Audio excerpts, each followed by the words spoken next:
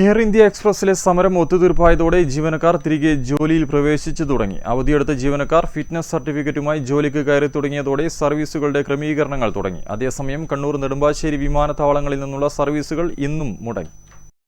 ഇന്നലെ Delhi regional labour കമ്മീഷണറുടെ മധ്യസ്ഥതയിൽ നടന്ന ചർച്ചയിലാണ് എയർ ഇന്ത്യ എക്സ്പ്രസ് ജീവനക്കാരുടെ സമരം അവസാനിപ്പിക്കാൻ ധാരണയായത്.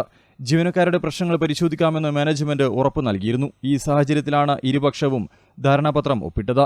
25 ജീവനക്കാരെ പിരിച്ചുവിട്ട തീരുമാനവും പിൻവലിക്കും.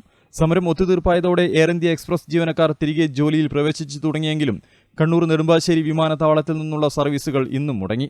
കണ്ണൂരിൽ പുലർച്ചെ മുതലുള്ള 5 സർവീസുകൾ റദ്ദാക്കി. Sharjah, Dammam, Dubai, Riyadh, Abu Dhabi വിമാനങ്ങളാണ് റദ്ദാക്കിയത്. നെടുമ്പാശ്ശേരിയിൽ 2 എയർ ഇന്ത്യ എക്സ്പ്രസ് വിമാനങ്ങൾ റദ്ദാക്കി. എന്നാൽ കരിപ്പൂരിലും തിരുവനന്തപുരത്തും എയർ ഇന്ത്യ എക്സ്പ്രസ് സർവീസുകൾ പുനരാരംഭിച്ചു. കരിപ്പൂരിൽ നിന്നുള്ള ദമാം, മസ്കറ്റ് സർവീസുകൾ പുറപ്പെട്ടു. തിരുവനന്തപുരത്ത് നിന്ന് പുലർച്ചെ 1:10 അബുദാബി വിമാനവും സർവീസ് നടത്തി. എയർ ഇന്ത്യ എക്സ്പ്രസിലെ സമരം പ്രവാസികൾക്കടക്കം വലിയ പ്രതിസന്ധിയാണ് സൃഷ്ടിച്ചത്.